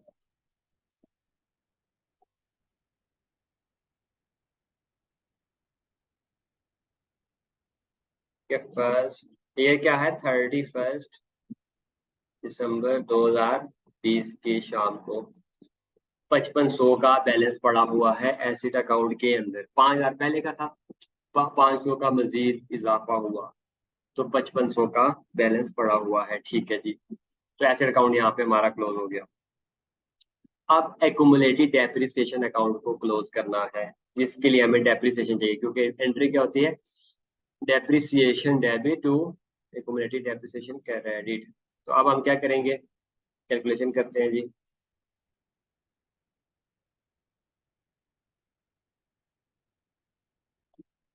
तो क्या होता है जी, कॉस्ट माइनस आज तक की डेप्रिसिएशन, कॉस्ट अब कितनी होगी है, 5,000 पहले थी, 5 मिलियन, अब उसमें 5 लाख का इजाफा हुआ है, तो अब कॉस्ट भी बढ़ गई है, तो कॉस्ट माइनस एक्यूमुलेटेड डेप्रिसिएशन। तो एक्यूमुलेटेड डेप्रिसिएशन का दो तरीके हैं, एक तो ये है कि पिछले सालों में जाओ और सारी देखो, आज भाई कहाँ कहाँ हुई, कितनी हुई डेप्रिसिएशन, जैसे कि हम कहें अच्छा जी आज तक की डेप्रिसिएशन, तो पहले साल गए जी 1,25,000 की हुई है पहले साल, ओके, दूसरे साल 1,40,250 की हुई है। नेक्स्ट बार हम 30 साल के बाद बैठे हैं, तो हम क्या ये बेवकूफ़ी कर सकते हैं? अच्छा 30 साल बाद जाओ, ओह जी 1998 में ये थी, फिर ये हुई, फिर ये, फिर ये, फिर ये, सारे का सारा बैलेंस हम ऐड करते जाएं वन बाय वन, तो हमारा कितना ज्यादा टाइम जाया होगा। ऐसे ही है ना। दूसरा तरीका क्या है कि यार ये जो हम डेप्रिसिएशन निकालते जा रहे थे, ये किसी अकाउंट में पोस्ट करते जा रहे थे। यस। तो क्या ना, क्यों ना उसी अकाउंट से बैलेंस उठा लें। तो जरा इन दोनों को सम करें, जरा इतना ही बैलेंस एक्यूमुलेटेड डेप्रिसिएशन अकाउंट में पड़ा होगा। इन दोनों को सम करें। एक 25 प्लस 146 250, तो ये आपके पास आंसर आएगा, अल्लाह भला करे, 271। ठीक है, 250 है, उसको मैंने क्या कहा था, 000 को राउंड करने के लिए हम 271 ही लिखते हैं। आगे के का मतलब होता है ना, फेसबुक पे के लिखा आता है तो 1000। तो 2,71,000 रुपया हमारी आज तक की डेप्रिसिएशन है। तो इतनी ही डेप्रिसिएशन हमारे देखें एक्यूमुलेटेड डेप्रिसिएशन के अकाउंट की है। बिल्कुल, ये देखें। तो बजाय इसके, ये तो अभी 2 साल गुजरे ना, इसलिए आप आसानी से, अगर 30 साल गुजरे होते हैं, ठीक है, 28 साल गुजर चुके होते हैं, 25 साल या 20 साल, इतना ज्यादा टाइम, तो क्या हम कहते हैं पहले साल कितनी थी, दूसरे साल कितनी थी, तीसरे साल कितनी थी? नहीं, बल्कि ये एक्यूमुलेटेड डेप्रिसिएशन अकाउंट के अंदर से ही उठा लिया करते हैं। क्योंकि ये एक्यूमुलेटेड डेप्रिसिएशन क्या है, आज तक की जमाशुदा सारी की सारी डेप्रिसिएशन। तो आज तक की सारी डेप्रिसिएशन कितनी है, 271। तो बस हमने एक्यूमुलेटेड ही लिखना है ना, तो 271 लिखे यहाँ पे। कॉस्ट माइनस आज तक की डेप्रिसिएशन। आज तक की डेप्रिसिएशन दो तरीकों से निकल सकती है। एक तो ये है कि बिल्कुल बचपन से स्टार्ट करते हैं, हर साल की, ओ जी पहले साल इतना, दूसरा इतना, तीसरा। दूसरा ये है कि कम्युनिटी डेप्रिसिएशन अकाउंट में जाओ, वहां पे जो बैलेंस पड़ा उठा के लिख दो। तो अकाउंट में कितना बैलेंस पड़ा हुआ है जी, 2,71,000। ठीक है, 250 मैंने लिख देते हैं साथ। इससे कोई निकली छोटा सा फर्क है, 250 रुपये का कोई फर्क नहीं पड़ता। तो कॉस्ट माइनस एक्यूमुलेटेड, और कॉस्ट का भी आप जैसे कॉस्ट के अकाउंट से निकाल सकते हैं। यहाँ पे कॉस्ट कितना बना, 5500 ना, 5,000, 50 लाख की और 5 लाख की, तो 55 लाख। तो एसिड के अकाउंट में जाए जरा, वहां पे भी देखें 55 लाख, ट्रिपल आगे 000 कॉमन में है, ठीक है, ये कॉमन में ऊपर गया हुआ है। तो मतलब वही बैलेंस आ रहा होता है, यानी अकाउंट में आज तक का अपडेटेड बैलेंस नजर आ रहा होता है, क्योंकि हम साथ साथ एंट्रीज पोस्ट करते चले जाते हैं। तो बहरहाल कॉस्ट में कॉस्ट ऐड होगी, कम्युनिटी डेप्रिसिएशन आज तक की कितनी, इतनी, उसके ऊपर क्या लगा दे, रेट लगा दे। रेट कितना, 3%। तो करें जरा, 5500 दिस इंटू,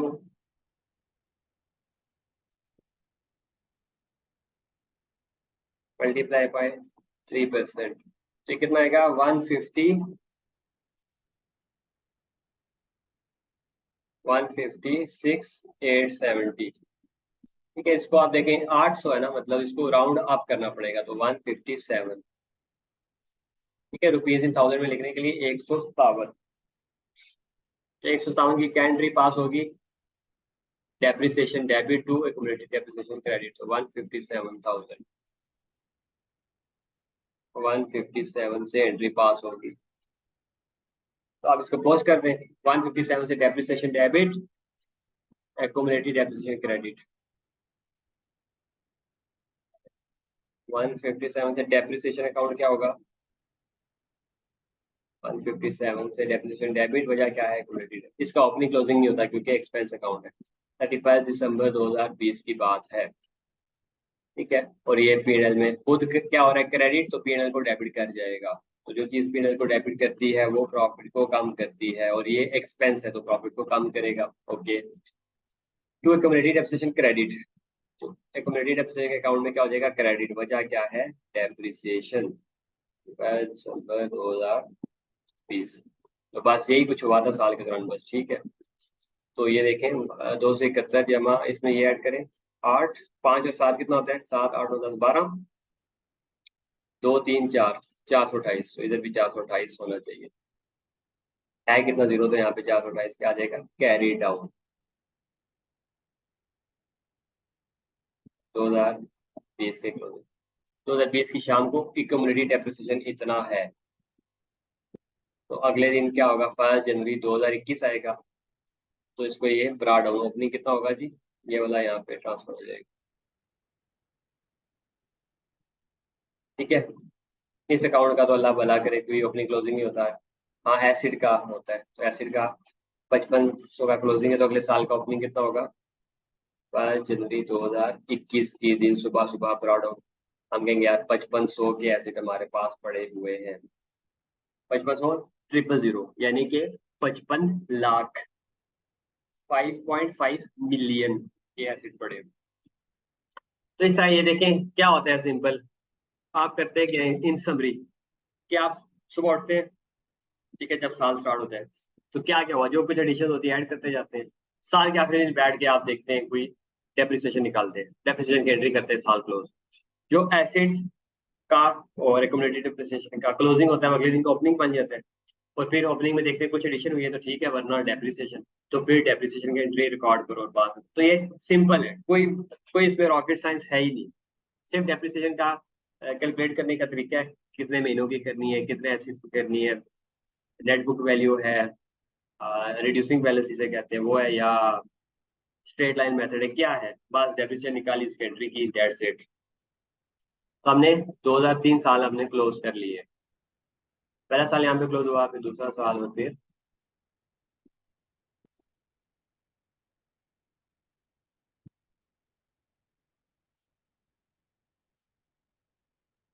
ये 3 साल हमने क्लोज किए थे। ठीक है, पहला साल एसिड का ये इसी तरह कम्युनिटी डिसीजन के 3 साल क्लोज किए, और ये 8 साल देखे पीरियड में जाके खत्म हो रहा है। अब हमें बताइए उसने कुछ क्या मांगा हुआ है, और सवाल में उसने क्या कहा है, 2020 का और 21 का भी करके दिखाओ। ठीक है, तो 21 की भी जनरल पास करते हैं, 21 की करें जरा क्या होगा, क्योंकि ये लेंथी सवाल इसलिए करा रहा हूँ ताकि आपका स्टेमिना बने, वही चीजें बार बार रिपीट हो रही है ताकि आपको पता चले। तो 2021 में क्या होगा भाई, वही जो 2020 में हुआ है। तो 2021 में कोई नया एसिड हुआ है या उसमें कोई एडिशन हुई है कैपिटल नेचर की, नहीं आई, तो बस ठीक है। 2021 की शाम को हम बैठे तो वो हमने वही एंट्री करनी है, क्या, depreciation expense debit, accumulated depreciation credit. अब किस अमाउंट से करनी है ये आपको बेहतर पता है, रिड्यूसिंग बैलेंस है ना।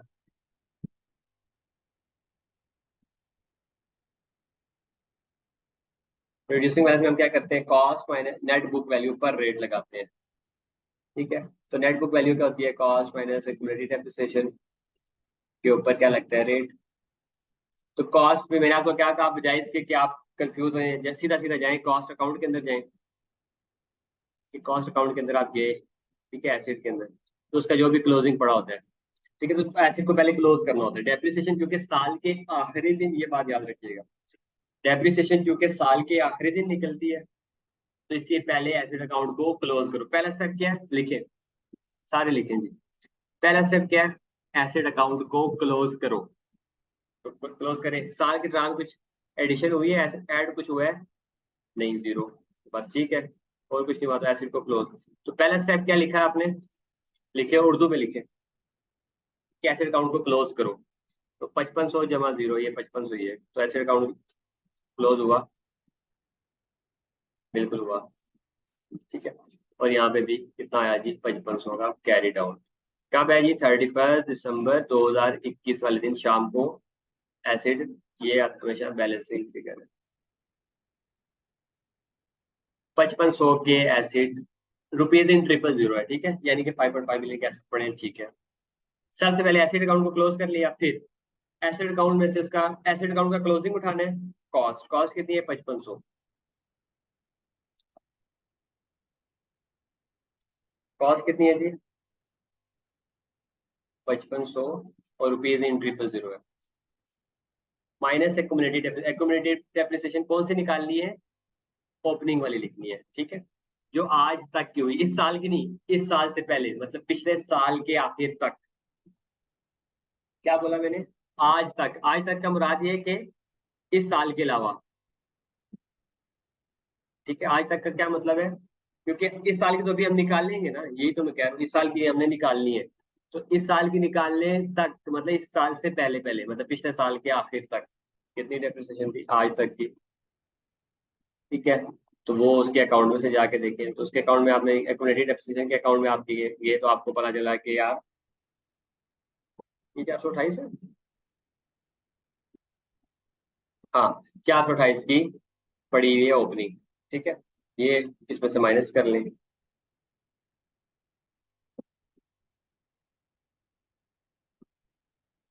428,000 मल्टीप्लाई रेट क्या है, वही 3% है।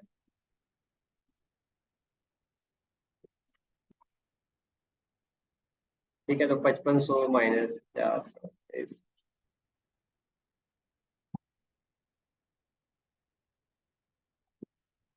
152, आगे 160 है, तो उसको मैं 160 की ट्रिपल जीरो लिख, तो 1,52,000 रुपया हमारी। ठीक है, तो सबसे पहले क्या करना है, एसेट अकाउंट को क्लोज कर लें, उसका क्लोजिंग लिखें। एक्यूमुलेटेड डेप्रिसिएशन होती है आज तक, आज तक की मुराद ये है कि इस साल के अलावा वाली सारी, इस साल के अलावा वाली सारी। ठीक है, क्योंकि इस साल हम अभी कैलकुलेट करेंगे, क्यों, तो आज तक के मतलब उसके अकाउंट में से गई उसकी जो डेप्रिसिएशन लिखी हुई थी वो उठा के लिख दी। ठीक है, अगर आप उसको सम करना चाहते हैं तो आपका वही जवाब आएगा। जरा आज तक का ये करें, 1,25 जमा 1,46,250 जमा ये 1,56,800, ये तीनों को प्लस करेंगे तो ये 4,28 ही बनेगा। तो मेरा लिए 1,52,000 डेप्रिसिएशन है, तो ये इसकी हमने की क्या बना, एंट्री करेंगे। डेप्रिसिएशन एक्सपेंस डेबिट 152 और एक्यूमुलेटेड डेप्रिसिएशन क्रेडिट 152 से। तो इसको जाके पोस्ट करें अकाउंट के अंदर। एक्यूमुलेटेड डेप्रिसिएशन क्या हुई, क्रेडिट 152 से।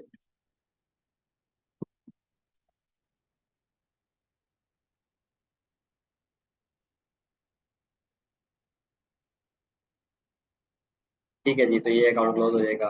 0, 5, 6, 7, 8 और 580।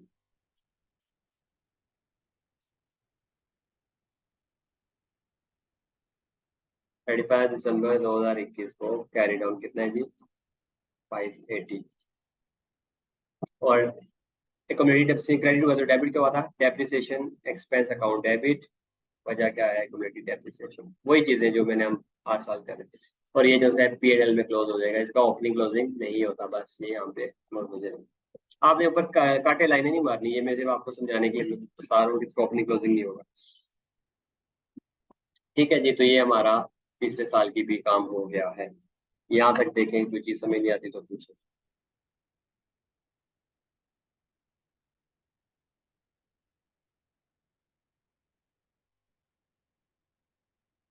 ये 3 अकाउंट बनाए हुए हैं, देखें और यहाँ पे समझें।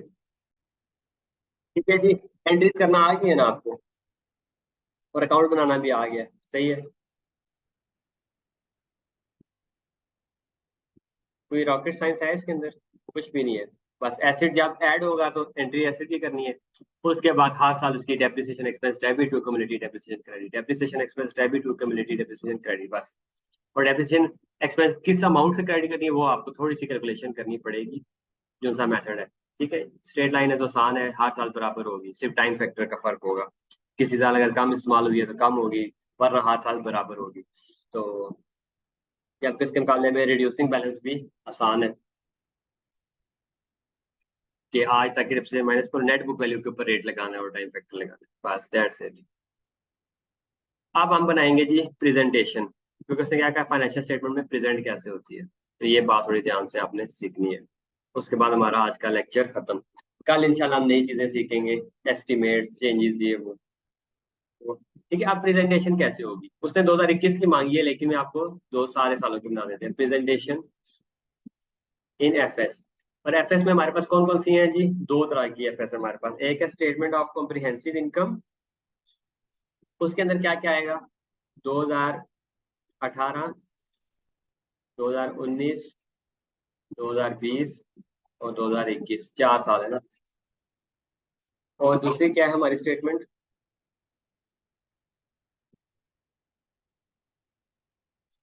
स्टेटमेंट ऑफ फाइनेंशियल पोजीशन,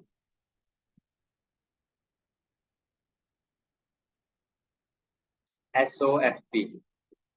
तो बच्चों ये याद रखिएगा कि SOFP में जाएंगे, SOFP के अंदर एसिड्स में जाएंगे, एसिड्स के अंदर हम जाएंगे, ये बात आज आप याद करेंगे, ये कल परसों या आगे लेक्चर में आपको लॉन्ग क्वेश्चन के एतबार से इम्पोर्टेंट है। एसओएफपी में जाएंगे, एसओएफपी के अंदर एसिड्स में जाएंगे, ठीक है, एसओएफपी में जाएंगे, एसओएफपी के अंदर एसिड्स में जाएंगे, एसिड्स के अंदर नॉन करंट एसिड्स में जाएंगे, क्यों? क्योंकि ये 12 महीने से ज्यादा यूज होते हैं। नॉन करंट एसिड्स में जाएंगे और नॉन करंट एसिड्स के अंदर आएंगे, नीचे जाएंगे, हम उस एसिड का नाम लिखेंगे। बिल्डिंग है तो बिल्डिंग लिखेंगे, गाड़ी है तो व्हीकल लिखेंगे, फर्नीचर है तो फर्नीचर लिखेंगे, हमारी क्या बिल्डिंग, तो बिल्डिंग लिखेंगे, बिल्डिंग। और उसके नीचे माइनस आज तक की डेप्रिसिएशन, ठीक है, और फिर यहाँ पे हम लिखेंगे नेट, नेट कैरिंग अमाउंट, या नेट कैरिंग अमाउंट लिखो, या इसको दूसरा नाम दे दो, net book value, what ever, ठीक है।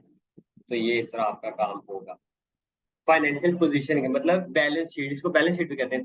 तो बैलेंस शीट में जाएंगे, बैलेंस शीट के अंदर एसेट्स में जाएंगे, एसेट्स के अंदर नॉन करंट एसेट्स में जाएंगे, नॉन करंट एसेट्स के अंदर उस एसेट का नाम लिखेंगे, बिल्डिंग है तो बिल्डिंग, फर्नीचर है तो फर्नीचर, उसके नीचे फिर एक आज तक की डेप्रिसिएशन माइनस करेंगे तो हमारे पास नेट बुक वैल्यू आ जाएगी, एनबीवी, या नेट कैरिंग अमाउंट कह दे या कुछ भी कह दे, नाम से फर्क नहीं पड़ता, ठीक है जी। तो हर साल के आखिर में ये करना है, last day of the year, ठीक है। तो 2018 का आखिर में क्या हुआ, 2019 के आखिर में क्या हुआ, 2020 के आखिर में क्या हुआ, 2021 के आखिर में क्या हुआ। तो 2018 के आखिर में जाएं और मुझे बताएं कि क्या बैलेंस था, ठीक है। इसको मैं रेड से करने लगा सारा 2000, ठीक है। एसिड अकाउंट में क्या, 2018 के आखिर में मेरे पास 5,000 रुपया पड़ा हुआ था, 5,000, तो रुपीज इन 000।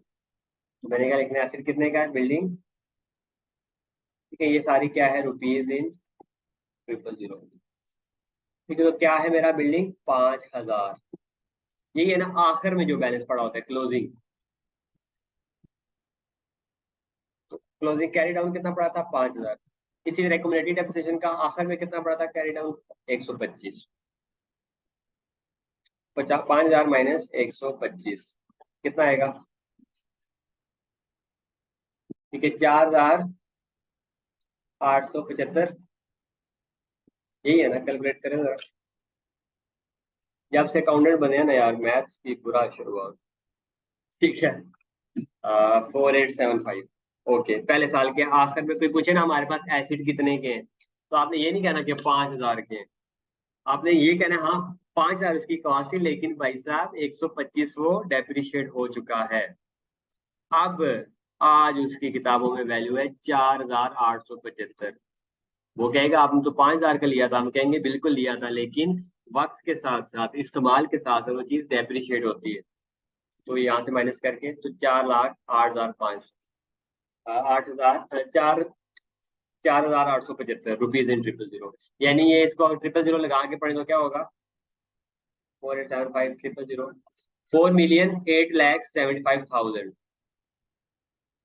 बहरहाल ये इसकी प्रेजेंटेशन है कि फाइनेंशियल स्टेटमेंट में बंदे को सिर्फ ये चीज नजर आ रही होगी, भाई इतने के एसेट पड़े हैं बस, ठीक है। फिर 2019 में क्या करना है, 2019 के आखिर में जाएं, ठीक है। वो सीक्वेंस फॉलो हो रहा है, सबसे पहले जनरल एंट्री की, जनरल एंट्री करके हमने अकाउंट बनाया, अकाउंट से फिर आगे फाइनेंशियल बनती है। तो 2019 के आखिर में क्या है, एसेट कितने का पड़ा है, 5,000। 2019 के आखिर में कितने का पड़ा है जी, दोबारा 5,000 का पड़ा है। एसिड का क्लोजिंग बैलेंस लिखें और एक्यूमुलेटिव डेप्रिसिएशन का क्लोजिंग बैलेंस लिखें। एक्यूमुलेटिव डेप्रिसिएशन का 1,25 में ये ऐड हुआ तो उसका क्लोजिंग कितना है, 271, तो 271 5,000 में से 271 निकाले, 4,729,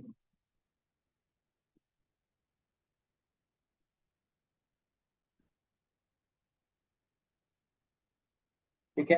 अब हम कहेंगे यार दूसरे साल का आखिर में कोई बंदा क्या यार तुम्हारे पास कितने के एसिड पड़े हैं बिल्डिंग, तो आप कहोगे यार 4,729, वो कहेगा यार आपने 5,000 का लिया था, ठीक है, 000 को इग्नोर करो।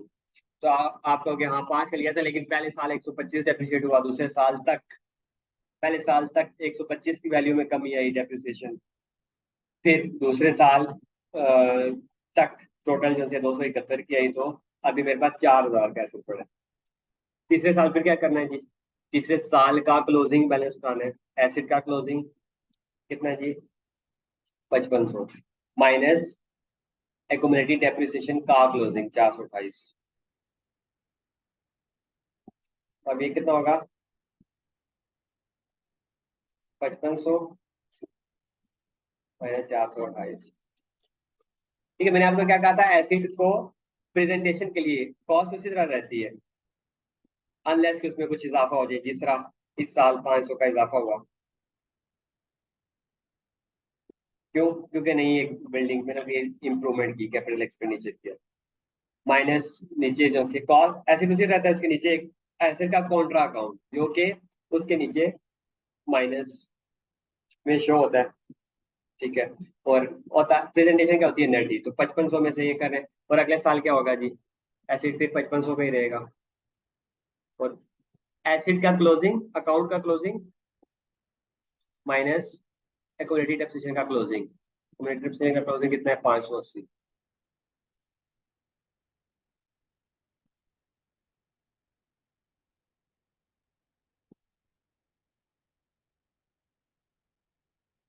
ठीक है जी, ये इसकी प्रेजेंटेशन है बैलेंस शीट के अंदर, स्टेटमेंट ऑफ फाइनेंशियल पोजीशन में। एसिड के अंदर ये नाम करने के नाम लिखा और उसमें से ये किया।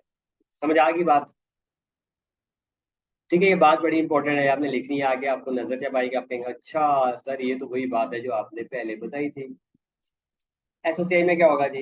एसोसिएट में सिर्फ एक ही चीज आती है, वो क्या आती है? डेप्रिसिएशन। बस। तो हर साल की डेप्रिसिएशन लिखे, पहले साल की कितनी थी? 125। दूसरे साल की 146। 125, 146। तीसरे साल की कितनी थी? 157, और चौथे की 152। 157 और 152। तो ये इसकी प्रेजेंट, यानी कि एसोसिएट के अंदर सिर्फ एक लाइन आ रही हो। ठीक है, स्टेटमेंट ऑफ एसोसिएट में क्या है? तीसरा मैंने आपको बताया ना, एसओएफपी में जाएं, उसके अंदर एसिड्स में जाएं, और फिर नॉन करेंट एसिड्स। आप एसोसिएट में क्या करेंगे? एसोसिएट में जाएं, एसोसिएट के अंदर एक्सपेंसेस में जाएं, क्योंकि ये एक्सपेंस है। एसोसिएट में जाएं, एसोसिएट के अंदर एक्सपेंस में जाएं, और एक्सपेंस के अंदर जाके फिर डेप्रिसिएशन में जाएं, और बस वो लिख दें। पहले साल की 2018 की कितनी थी? 125। 2019 की कितनी है? 146। 2020 की कितनी है? 157। 2021 की 152। बस। ठीक है, इतनी सी बात है। अब आखिरी बात बताऊं और फिर लेक्चर क्लोज करेंगे, इंशाल्लाह, काफी लंबा हो गया लेक्चर। अच्छा, आखिरी बात क्या है भाई? कि ये हमने स्टैंडर्ड ने क्यों कहा है कि भाई आप इनको अलग अलग दिखाओ, 5000 अलग दिखाओ, 125 अलग। हम ये 4875 क्यों नहीं दिखा सकते? वाई? सवाल है ना। दोनों क्यों दिखाएं? नीचे फिर हम नेट ही दिखा रहे हैं, लेकिन दोनों को ऊपर है ना, 100 - 50 और 50, क्या हम इसको डायरेक्ट 50 क्यों नहीं दिखा सकते? सवाल आया हमारे जहन में। तो उसमें उन्होंने कहा भाई इसलिए नहीं दिखा सकते ताकि यूजर को फाइनेंशियल स्टेटमेंट जो हम बनाते हैं ना, वो शेयर होल्डर पढ़ते हैं कि भाई ये हुआ क्या है। तो अब अगर मैं लेट्स सपोज यहाँ पे लिख दूं कि मेरे पास गाड़ी पड़ी है, कार, ठीक है, 50,000, 50,000 की या 5 लाख की, तो शेयर होल्डर कितने खुश हो जाएंगे, और ओए होए होए, हमारे पास 5 लाख की गाड़ियां पड़ी है, ओए होए, कितनी खुशी की बात। लेकिन मैं कहूँ सर ऐसी बात नहीं है, बल्कि ये आपकी,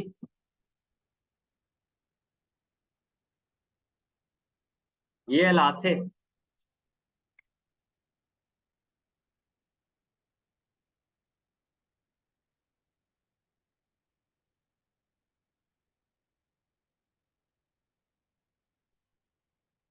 उसमें से इतना जो है खत्म हो गए, आप इतने के पड़े।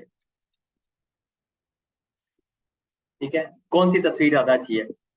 डायरेक्ट जाके कहूँ ना सर जी 5 लाख की हमारे पास गाड़ियां, वो कहेगा ओए होए होए यार 5 लाख की गाड़ियां, हम तो बड़ी अच्छी कंपनी है जी। मतलब कि ना उसको देखिए, क्लियर इमेज नजर नहीं आ रही कि यार कितनी गाड़ियां हैं, उससे डेप्रिसिएशन कितनी, क्या हुआ है, मतलब कुछ समझ नहीं आ रही। पता नहीं 5 लाख की एक गाड़ी है, 10 गाड़ी है, 20 गाड़ी है, मुझे कुछ समझ नहीं आ रहा सिर्फ पॉइंट। लेकिन जब वो कहेगा ना यार सर ये 100 मिलियन की थी, उसमें से 99 मिलियन 5 लाख, ठीक है, 99 500 000 की है कम्युनिटी डेफिसिट, यानी इतने की गाड़ियां थी, मतलब ये बहुत पुरानी की बात कर रहे हैं, यानी कि इतने बड़ी अमाउंट की उसने गाड़ियां ली थी। अब इतना ज्यादा डेप्रिशिएट हो गया और सिर्फ जो है 5 लाख, यहाँ पे है 5 लाख, यहाँ पे सिर्फ 5 लाख। तो फर्क सामने आया। इसलिए स्टैंडर्ड ने क्या कहा है भाई कि कॉस्ट को अलग दिखाओ और एक्यूमुलेटेड डेप्रिसिएशन को अलग से दिखाओ और फिर उनका नेट दिखाओ।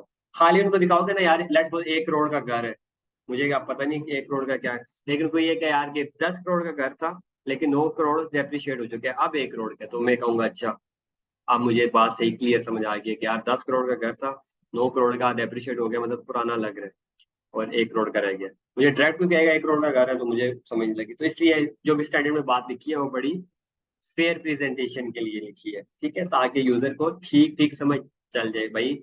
फेयर प्रेजेंटेशन स्टैंडर्ड क्या मतलब क्या है कि पूरी दुनिया में, मैंने आपको बताया था ना, पूरी दुनिया में एक जैसी अकाउंटिंग हो और फेयर प्रेजेंटेशन हो, साफ सुथरा, मतलब वाजिया, कोई भी बंदा देख के पढ़ सके कि यार अच्छा ये कंपनी के हालात हो वाकयात है। तो कल तक के लिए अपना ख्याल रखिएगा। कल इंशाल्लाह हम जिस टॉपिक से स्टार्ट करेंगे ना, वो इसका नाम यहाँ पे मैं लिख देता हूँ, ठीक है। वो करने के बाद फिर हम इस तरह का एक मजीद नया सवाल करूंगा जिसमें मजीद हमारी चीजें क्लियर होंगी। तो कल तक के लिए अपना ख्याल रखिएगा। Take care. अल्लाह हाफिज।